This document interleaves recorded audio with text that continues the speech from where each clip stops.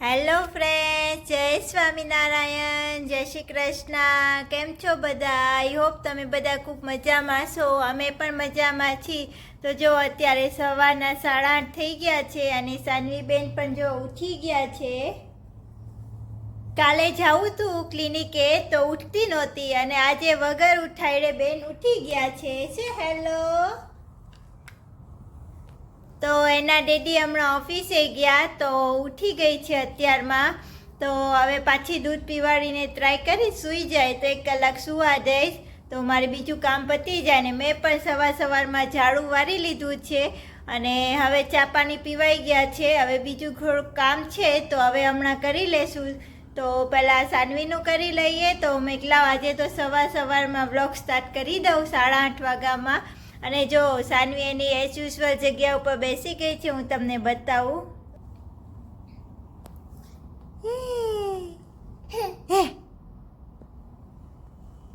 તો એ ત્યાં બેસી ગઈ છે અને જો પાછળ કપડાં સુકાઈ ગયા છે, હમણાં લઈ લઈશ. અને ખૂણામાં ઝાડું પણ પડ્યું છે, ઝાડું વરાઈ ગયું છે પણ ભરવાનું બાકી રહી ગયો છે કચરો, તો હમણાં કરી લેશું. તો ચાલો હું બતાવું બહારનું વાતાવરણ કેવું છે તે. જો થોડો તડકો જો નીચે છે ને આ વ્હાઈટ કલરની ટ્રેન જાય છે. તે ટ્રેન ડાયરેક્ટ કોલાલુમ્પુરથી ડાયરેક્ટ એરપોર્ટ ઉપર તમને લઈ જાય, ઇન્ટરનેશનલ એરપોર્ટ. તો એના માટે એ ટ્રેન છે. તો જો બહારનું વાતાવરણ, થોડો તડકો છે અને થોડું વરસાદ આવે એવું પણ છે. અત્યારે વાદળામાં ઢંકાઈ ગયા છે સૂર્યનારાયણ. તો ચાલો હવે આપણે પાછા જઈએ રૂમમાં.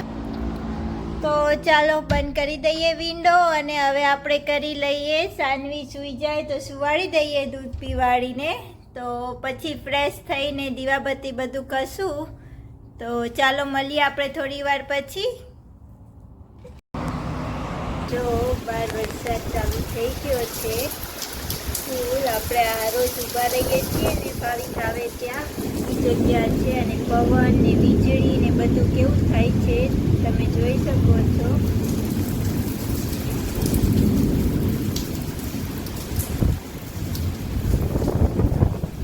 બહુ જ હવા છે.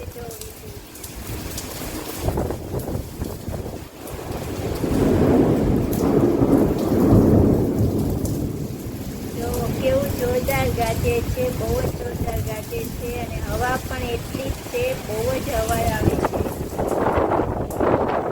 જલ્દી બંધ કરી દઉં.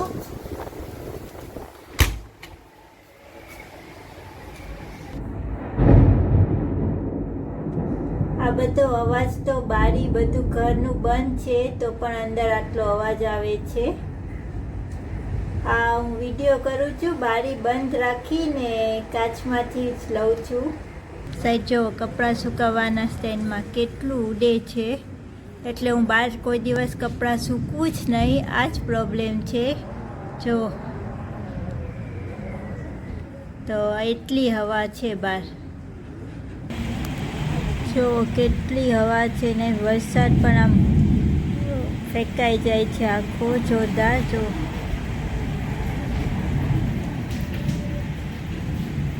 આ બધું તો હું કાચમાં અંદરથી લઉં છું. બારી તો મેં ખોલી નથી, બારી ખોલાય એવી પોઝિશન જ નથી.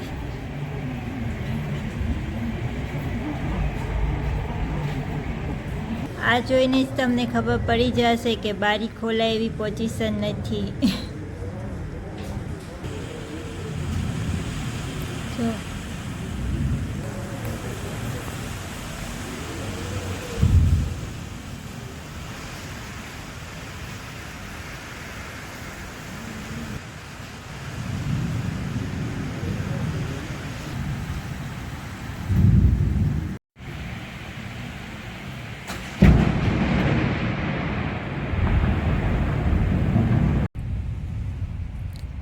વીજળી તો થયા જ રાખે છે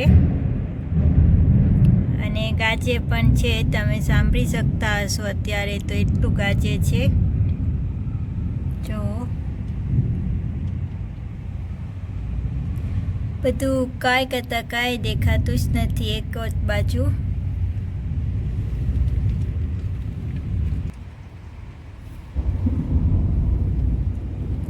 તો અહીંયા આવી રીતે આમ વરસાદ આવે તો આ તો લગભગ વીકમાં 1-2 વાર તો આવી જ જતો હશે. આમાં કાંઈ બીક લાગે કે એવું કાંઈ હોય જ નહીં. તો એવું છે ફ્રેન્ડ્સ, અહીંયા વરસાદનું આવે ત્યારે આવો ધોધમાર અવાજ બધું ચાલુ થઈ જાય. સાનવી તોય સૂતી છે, બધું કર્ટન બારી બધું બંધ કરી અંધારું કરીને સુવાડી દીધી છે, એટલે કાંઈ બહુ વાંધો નહીં. અને જો હું આવી ગઈ છું કિચનમાં, કેમ તો હવે થોડીક રસોઈ કરવાની છે તો કરી લઈએ રસોઈ પહેલાં, સાનવી ઉઠે પહેલાં. તો ફ્રેન્ડ્સ, આજે છે ને આપણે બનાવવાના છીએ મસાલાવાળા રાઈસ. તો હું તમને રેસીપી બતાવું કે કેવી રીતે મસાલાવાળા રાઈસ બનાવાય તે. તો બહુ ઇઝી છે ને બહુ જલ્દી બની જાય એવું છે. તો થોડુંક ફ્રીજ સાફ કર્યું, તેમાંથી થોડુંક માલ બધો નીકળ્યો છે એનો, તો મેં એકલા આજે એ જ કરી નાખું, એટલે એ 2 તપાવે ખાલી થાય નાના નાના. તો ચાલો હું તમને બતાવું. તો જો આ છે ને મસાલો મિક્સ કરેલો જ છે તપાવેમાં, તો ને આ મિક્સ કર્યા વગરનો છે.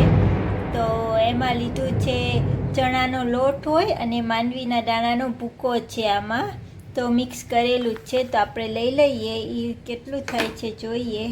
અને આમાં બધો મસાલો કરેલો છે, આ મસાલા વગરનો છે. તો આટલો મસાલો તો થઈ જશે, 2 જણાને જમવું છે. એટલે આ છે ને મસાલાવાળા રાઈસમાં શું હોય, ખાલી ચણાનો લોટ અને માંડવીનો ભૂકો, બસ 2 વસ્તુ જ લેવાની હોય. ચણાનો લોટ થોડો શેકી લેવાનો ને એમાં છે ને 2-3 ચમચી માંડવીનો ભૂકો નાખવાનો. તો આવી રીતે આપણે ભરેલું શાક કરીને એના જેવા, પણ એમાં રાઈસ હોય. તો જો આ મસાલો છે, હવે આપણે એમાં મસાલો બધો કરી લઈએ પહેલાં.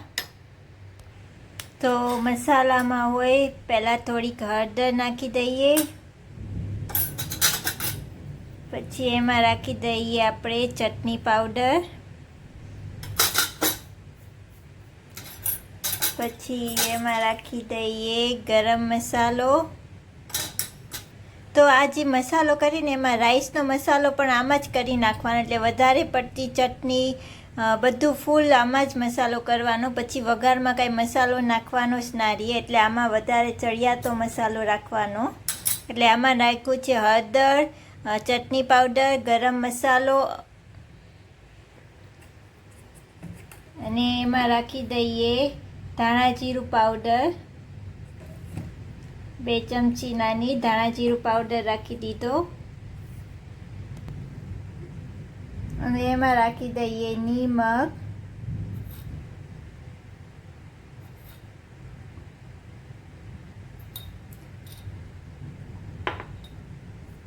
તો હવે આ બધા મસાલાને આપણે મિક્સ કરી લેવાનું છે પહેલાં. તો આવી રીતે આમ બધું નાખીને મિક્સ કરી લેવાનું છે. ચડિયાતો બધો મસાલો રાખવાનો છે. તો જો ફ્રેન્ડ્સ, મેં આ છે ને ડુંગળીને બટેટા લીધા છે. આપણે ભરેલ રીંગણા બટેટાનું શાક કરીને એવી રીતે મેં બટેટા કાપી લીધા છે. ડુંગળી નાની અડધી જ લીધી છે, કેમ કે ભાવિક ના ખાય, મારે એકને જ ખાવી છે, તો પછી વધે, એટલે આવી રીતે લીધું છે.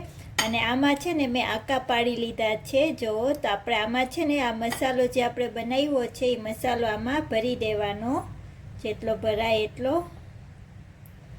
તો આવી રીતે પહેલાં આપણે બધું ભરીને તૈયાર કરી લેવાનું. જો તમને રીંગણા ભાવતા હોય તો તમે રીંગણા પણ ભરી શકો છો. તમને મરચાં ભાવે તો મરચાં પણ આમાં નાખી શકાય. જો હજી પણ વરસાદ ગાજે છે,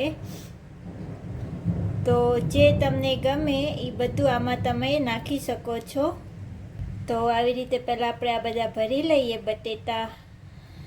તો જો ફ્રેન્ડ્સ, મેં અહીંયા ભરી લીધા છે બટેટા બધા, અને હજી મસાલો વધ્યો છે તો એ હજી આપણે રાખશું આગળ. તો તમે જોતા રહો, બટેટા ભરાઈ ગયા છે. જો ફ્રેન્ડ્સ, હવે અહીંયા મેં તેલ ગરમ થવા રાખી દીધું છે. એમાં મેં રાખી દીધા છે 3-4 લવિંગ છે, તજ છે અને બાદિયા છે. એમાં રાખી દઈએ હિંગ થોડી, અને લીમડો રખાય, પણ મારે લીમડો પૂરો થઈ ગયો છે, એટલે આપણે ખાલી આટલું જ રાખી જરાક હલાવી દઈએ. તો આપણું તેલ ગરમ થઈ ગયું છે. એમાં જો બટેટા ભરેલા છે એ પહેલાં રાખી દઈએ.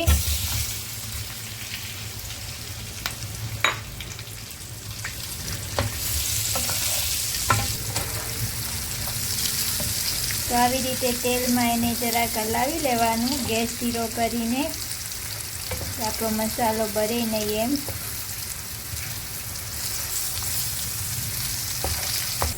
તો એને આવી રીતે જરાક સતરાવા દેવાનું, 1-8 મિનિટ થઈ જાય પછી આપણે એમાં રાઈસ નાખવાના.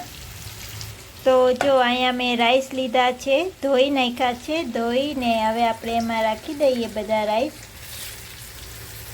પાણી સાવ કાઢી નાખવાનું છે એમાંથી.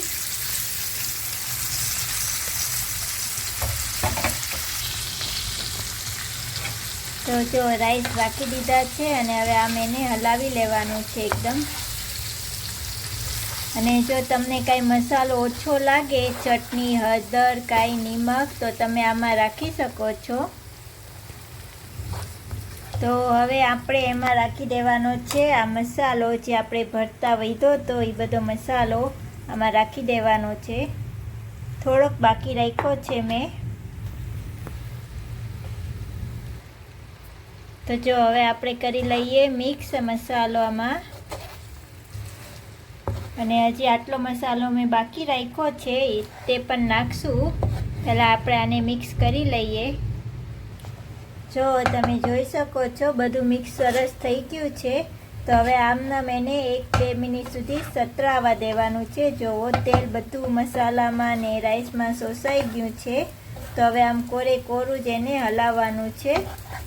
તમે જોઈ શકો છો સરસ બધા મસાલો મિક્સ થઈ ગયો છે અને બટેટા બધું સરસ સાતળવાનું છે, ખાલી આમ કોરું મોરું. એમાં કાંઈ પાણી કે બીજું કાંઈ નાખવાનું નથી. તો જો ભરેલું સરસ દેખાય છે મસાલાવાળું. તો અત્યારે હું આ રાઈસ છે ને રાઈસ કુકરમાં બનાવું છું.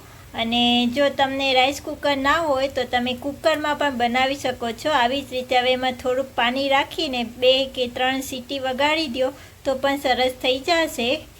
તો અત્યારે મારી પાસે રાઈસ કુકર છે તો હું રાઈસ કુકરમાં કરી. તો હવે હું આ ગેસ ઓફ કરી નાખું છું અને રાઈસ કુકરમાં પહેલાં ઠલવી લઉં છું. તો જો મેં રાઈસ કુકરમાં રાખી દીધા છે રાઈસને. હવે આપણે રાખી દઈએ એમાં પાણી. તો ચાલો પાણી લઈ લઈએ આપણે ડાયરેક્ટ રાઈસ કુકરમાં. તો અહીંયા હું વાપરું છું હોટ વોટર.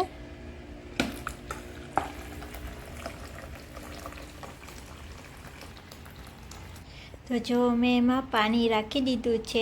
હું છે ને રાઈસ કુકરમાં પાણી કેવી રીતે રાખું, નીચે રાઈસ તો બેસી ગયા હોય. હવે આપણે આમ આંગળી બોળીને ચેક કરવાનું કે છે ને કેટલે સુધી પાણી આવ્યું રાઈસને પાણી. તો બસ આટલે સુધી છે. તો બસ છૂટા કરવા હોય એટલે આટલે સુધી, અને જો એમને એમ કરવા હોય તો આટલે સુધી પાણીનું લેવલ લઈ. તો અત્યારે આટલું પાણીનું લેવલ છે તો બસ એટલું પાણી થઈ જશે. તો આપણે રાખી દઈએ રાઈસ કુકરમાં. તો જો ફ્રેન્ડ્સ મેં રાઈસ કુકરમાં રાખી દીધું છે. આપણે ઢાંકી દઈએ ઢાંકણું. ચાલુ કરી દઈએ સ્વિચ. અહીંયાથી ચાલુ કરી દઈએ.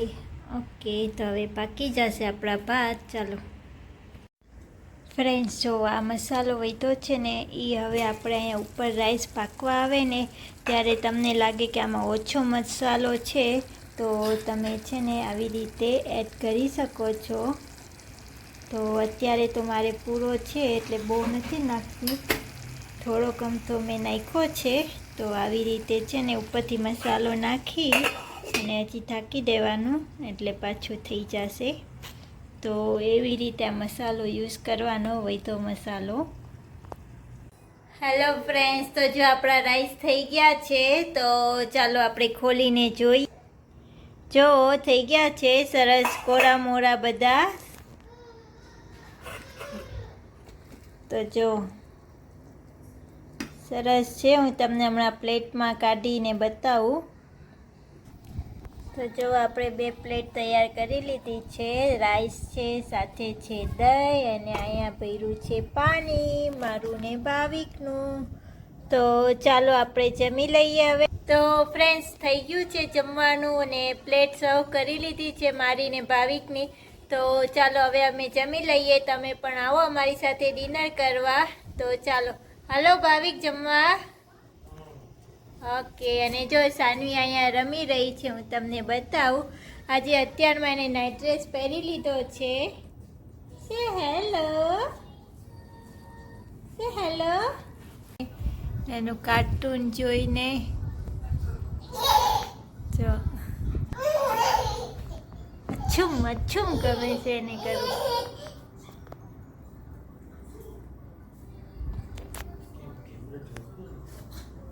કેમ કરે છે? કેમ કરે છે? કેમ કરે છે? અચ્છું અચ્છું. સાની જો મમ્માએ કરે અચ્છું. તેરી સાયા જોજો friends. sayang sayang sayang sayang. Hello friends, તો જો અત્યારે 9:30 થઈ ગયા છે અને જમીને વાસણ ધોઈને ફ્રી થઈ ગયા છીએ. તો મેં કીધું લાવ આજનો વ્લોગ અહીંયા એન્ડ કરું. તો આપ સૌને આ વ્લોગ કેવો લાગ્યો હોય તે મને કમેન્ટ કરીને જણાવજો. જો આપણને આ વ્લોગ પસંદ આવ્યો હોય તો પ્લીઝ લાઈક કરજો અને શેર કરજો. જો આ ચેનલ ઉપર નવા હોય તો પ્લીઝ સબસ્ક્રાઈબ કરજો ચેનલને. તો ચાલો મળીએ આવતીકાલે નવા વ્લોગ સાથે. ત્યાં સુધી આપ સૌને બાય બાય. સે બાય બાય. Bye bye. જય સ્વામિનારાયણ. જય શ્રી કૃષ્ણ.